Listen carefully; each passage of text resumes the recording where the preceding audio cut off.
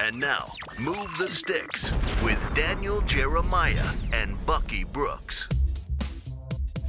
What's up, everybody? Welcome to Move the Sticks. DJ, Bucky, Rhett with you. Buck, it was nice. Rhett was able to carve out some time for us today. You know, you never know. It's a little hit and miss here. I mean, look, I'm glad he was able to show up. He's on a different plan, but that's okay. We let him have his superstar status. It's all good.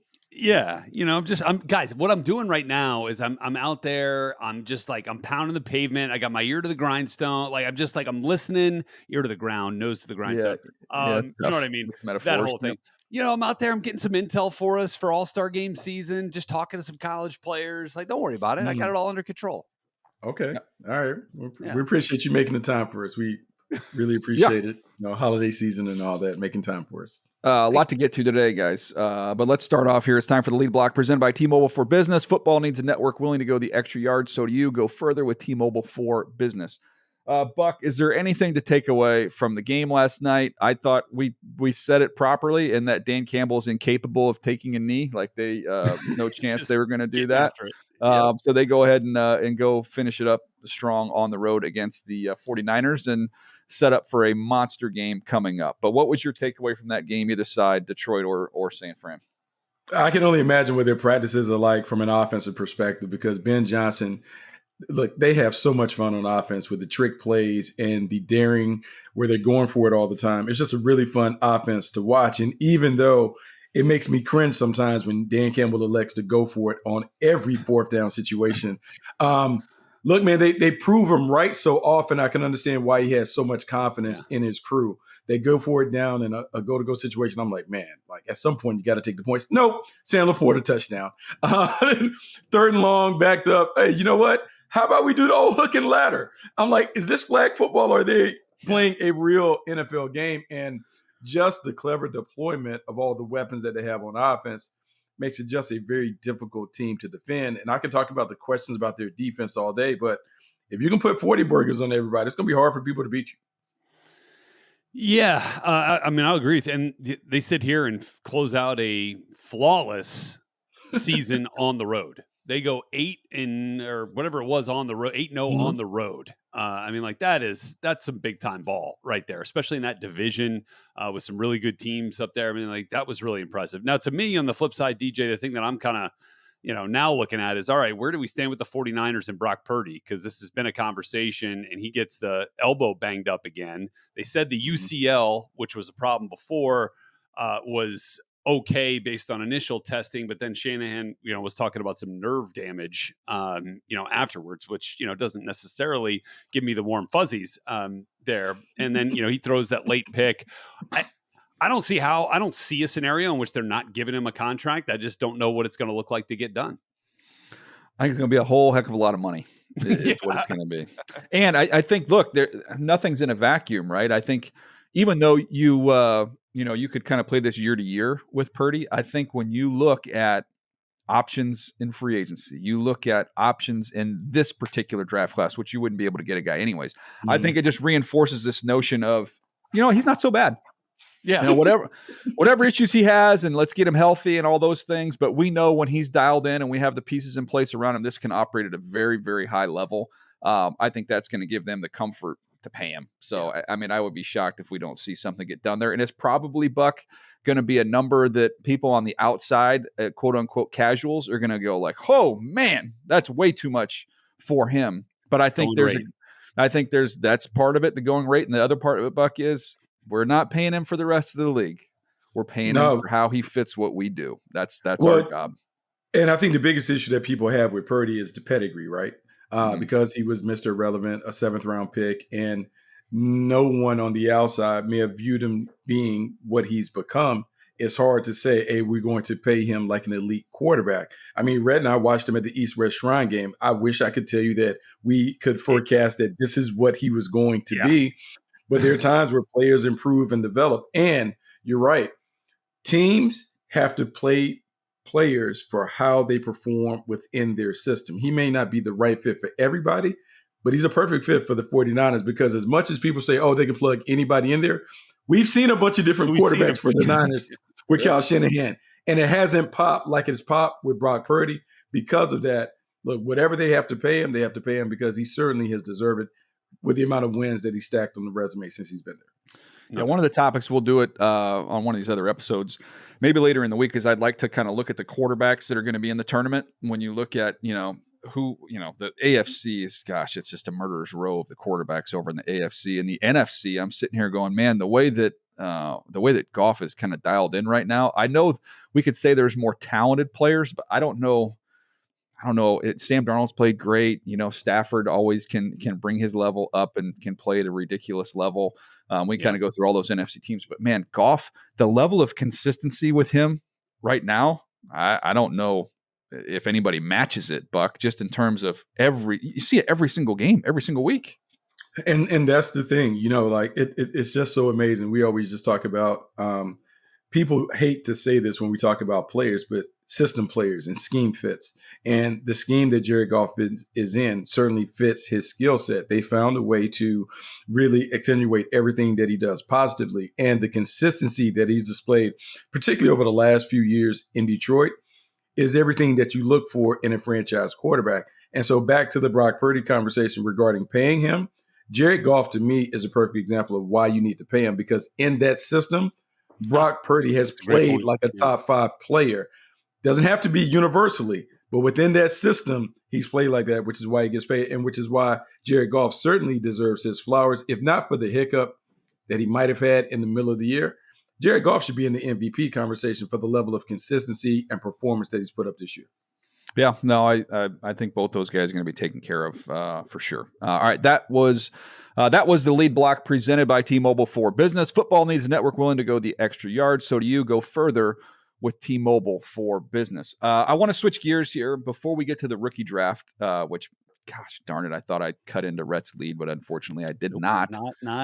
Which, by the way, ensures that we will take this to week 18. Oh my God. If I would have caught him, Buck, done. We're saying, hey, week 18 guys are sitting, not happening. But since we're still trailing, we're gonna keep that alive for one more week.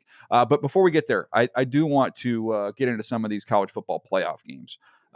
Rhett, I'll give you the floor on this one. We've got 4 games, including one, as we're recording this, coming up in a few hours. We'll have the Boise State Penn State game. Looking forward to that one. But let's start first of all, best game of the 4. What's going to be the best game?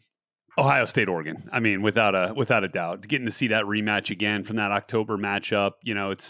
I spent the day talking to Oregon State Oregon and Ohio State players, at the Rose Bowl. And, there was a lot of talk about the first matchup, but I mean, if you think about that from a game plan perspective, they were 5 games in. Both teams were 5 games in at that point. They're now 13 games in.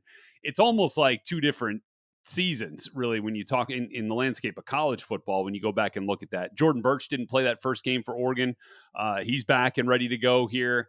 I am really excited to see again how Ohio State's remade offensive line, as they've had to account for all those injuries, deals with that deep and talented group across the board, right, from end to end and in the interior with Oregon. And then on the flip side, same thing. Like, can Ohio State wreak some havoc for an Oregon offensive line that has had some holes, but it's gotten better throughout the year? I mean, I know there's all that explosive talent on the outside, but I really think that the running back tandems for both these teams, Ohio State and Oregon, and then those groups up front are going to have a lot to say about the outcome of this thing. Look, Red, I love that game. And my eyes are on the Notre Dame Georgia game, because I feel like this is the final exam for the Notre Dame Fighting Irish. Years ago, Brian Kelly came on the podcast and talked about how 2012, when they lost to Alabama, how it changed the way they went about recruiting, how they had to become one of the heavyweights that are always kind of in the Final Four. Well, we've seen them make incremental progress towards being that, but they haven't kind of gotten their rewards. Well, this is an opportunity for them to get their rewards. Yeah, we can talk about the quarterback situation with Georgia, Carson Beck being out, but it's really about, can they out-physical the team that has been the biggest bully over the last 5 years in Georgia? To me, if they're able to do that, it kind of validates Notre Dame in terms of being one of the heavyweights that we need to talk about in college football. Yeah, I mean, those are 2 great games. I'll start first of all, the one that Rhett mentioned. I feel like everybody's just kind of leaned towards Ohio State, and I think some of Well, that is. I'm not doing that by any means. I'm not either, man. But I feel like everywhere you look, everybody's saying, "Oh, this one's not in Eugene." And then the Buckeyes, the way they played last week, and we're seeing them, all the talent and the money that they spend, and I'm like sitting here going, "Okay, let's just strip all this down." If we're going to say college football is one for two reasons. Number one is quarterback play. Once we get into this, like who can play at a high level with what they have around them, and number two is the defensive line play. And I know Ohio State has all these name brands. I'm telling you, the matchup along the interior, especially, the Oregon D-line is stacked. And they play on the other side of the line of scrimmage. And Ohio State's had some injuries, including, I think, Simmons. Didn't he get hurt in that game, in the Oregon game? Oh, it might have been. I can't remember exactly which game, but yeah, I mean, he's been out for. But he's their best tackle. So you take him out of the mix. So I think Oregon's really good along the defensive line. I think they're as good as Ohio State on the defensive line. In some cases, I think you can make its case they're stronger. A little better. Yeah. Yeah. And that's, I just feel like Ohio State has these name brands. You've seen them in big games, so you know who they are. But when you study these guys as players, especially Harmon and what he can do, it's really good. And then quarterback wise, like, Buck, tell me, man, tell me if I'm taking crazy pills, but I feel like, why is nobody mentioning this? The gap in quarterback. And I know Dylan Gabriel is tiny, and I don't know how that's going to transition to the NFL. I think he's a late round pick, but as a college quarterback, he is far superior to Will Howard. I don't even think it's close when you look at how they can operate their offenses. And that's why I was surprised at the result that they had versus Tennessee, because the Will Howard thing was the one that is the X factor. It's the thing that I don't know what I'm going to get on a week by week basis, particularly coming off the Michigan game when he couldn't kind of take advantage of some of the opportunities that were there. That still resonates with me. And I'll say this, Dan Campbell, Tosh Lapore, they do a great job of getting their guys ready to go. And so if you had a chance to see the moments where they've talked about creating themes for the week, and they made it like a gladiator theme, going into these big arenas and doing it, I just think they'll find some kind of motivational tactic to make sure that their guys are playing at a high level, on top of the fact that they're really, really good. Yeah. No, Freudian slip there with Dan Campbell instead of Dan Lanning, by the way. Oh, Dan Lanning. No, very similar, honestly. They're very similar in terms of the energy and passion that they put into it, and they have discipline to go along with it. A lot of times you see the energetic, passionate coach, and then they have no discipline. They're too old. Speaking of which, Deej, you follow. I mean, we've all followed and kind of enjoyed, Dan Lanning's themes for each week, right? With Oregon, they've smashed a Washington helmet. They've had the gladiator jump around. Bucky's favorites, man. This week's theme, Up in Smoke. Up in Smoke is the Oregon theme for this Rose Bowl. I couldn't really dive. I was, trying to put my journalist hat on. I couldn't get too many more details out of that, but I guess we'll just kind of have to see it. Up in smoke. How about these other two games? And nobody gives Arizona State a chance. Everybody's like, oh, they're going to get pounded by Texas. They've got a little chip on their shoulder. But that one, I'm like, I'll be rooting for the little guy, but I don't think that's going to go well. It's going to be tough. I like the running back. The running back gives Scatterboo gives them a chance. And look, they've been chirpy and chippy and talking a lot at Arizona State, so they feel like they're disrespected coming into this matchup. Sometimes the little engine that could wins. I don't know if it's going to happen this week against Texas, but look, we talked about quarterback play. I'm worried about Quinn Ewers. I'm worried about Quinn Ewers being able to play at a high level in these moments when they need him to deliver. Of late, he hasn't been able to deliver. So can Sark create opportunities for Quinn Ewers to make some of these big plays that they have to make in the playoffs?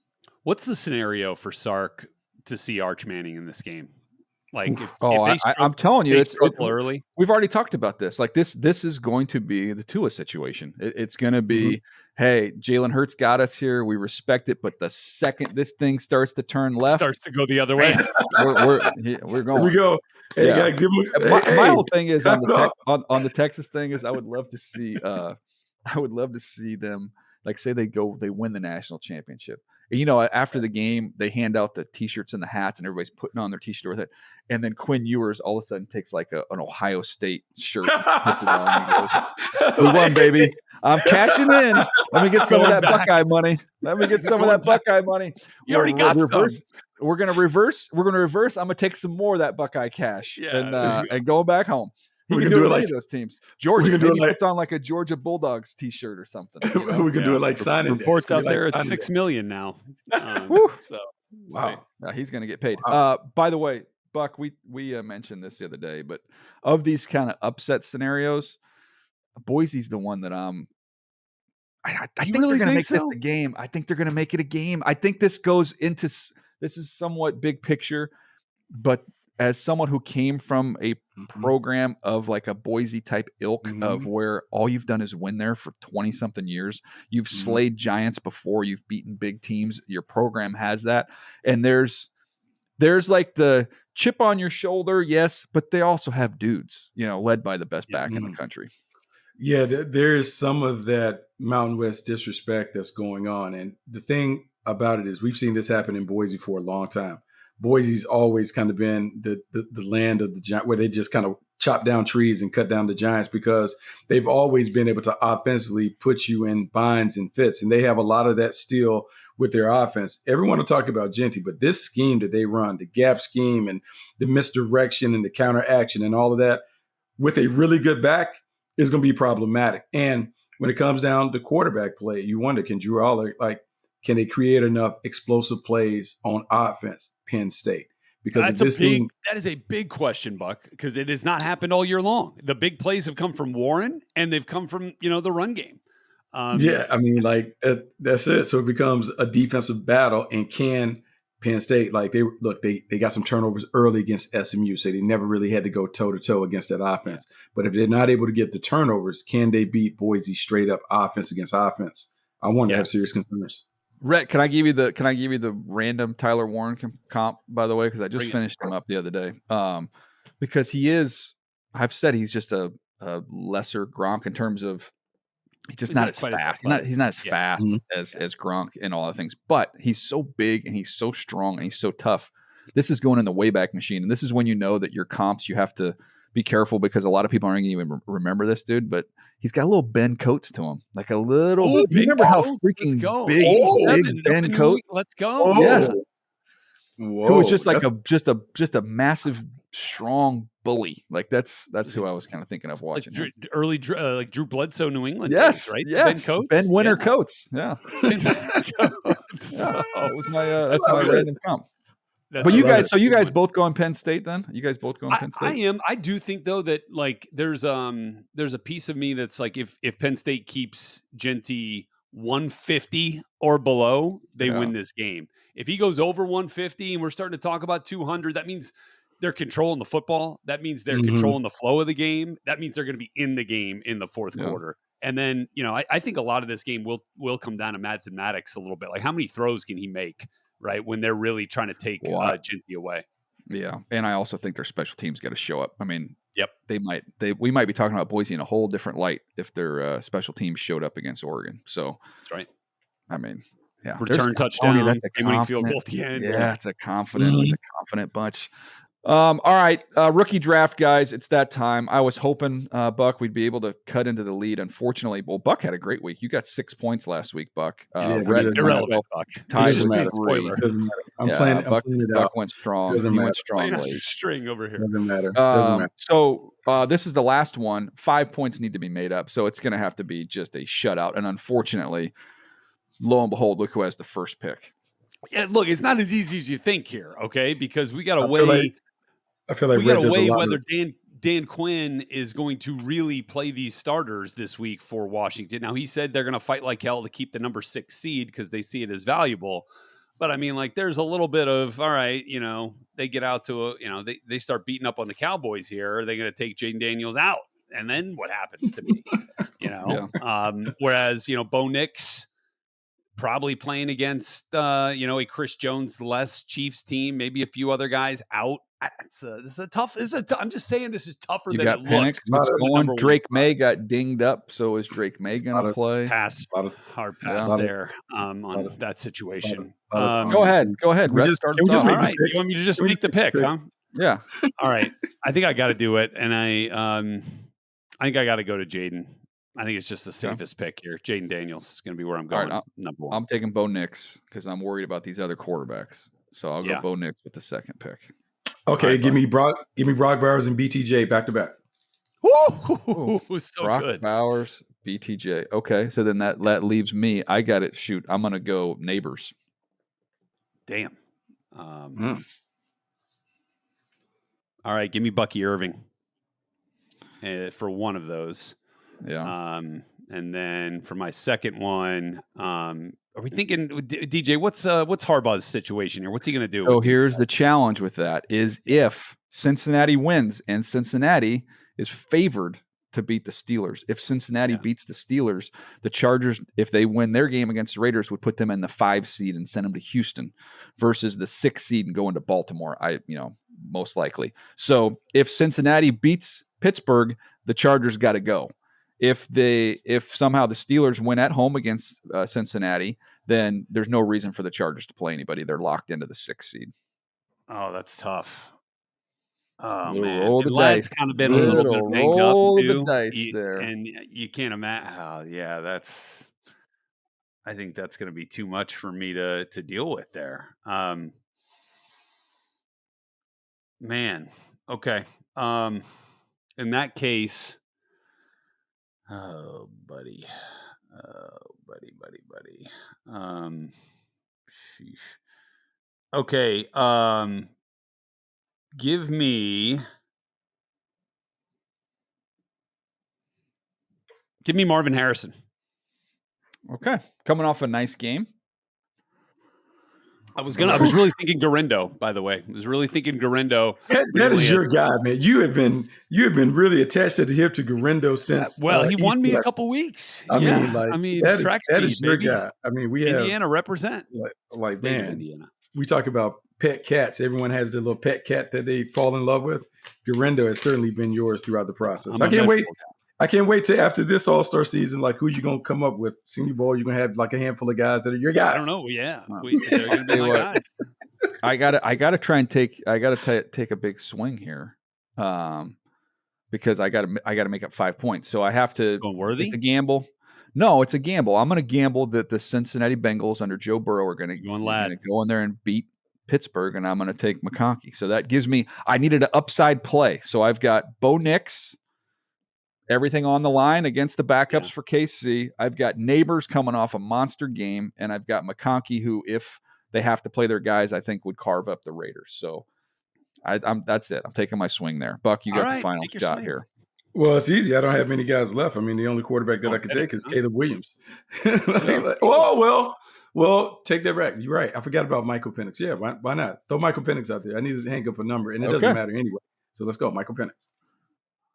Solid. A little bit of confusion in the draft room, but yeah, okay, we're going Penix. Little confusion. I forgot about Penix being available. I mean, who starts a rookie at the end of the year? It don't matter. But Buck's draft room is that one in the draft when you're watching on coverage and you see the pick made and you see the guy in the corner going, yeah. Why not? Yeah, let's go. Or it's like Mike Vrabel walking out on the. That was not good. That was tough. That's bad. That was prophetic. That was prophetic of where that was headed. All right, let's jump out of here. By the way, rocking the Baylor hat today. We got a little Baylor LSU bowl game here. So, I thought you were going Ducks. I thought that was Ducks. No. Baylor. Couldn't see the writing. We got look. They got a lot of my money. I'd like to see it pay off here with a bowl game win against the LSU team that's not playing everybody. So we'll see. Baylor, by the way, great turnaround for Dave Aranda this year. Yeah, good. How about that?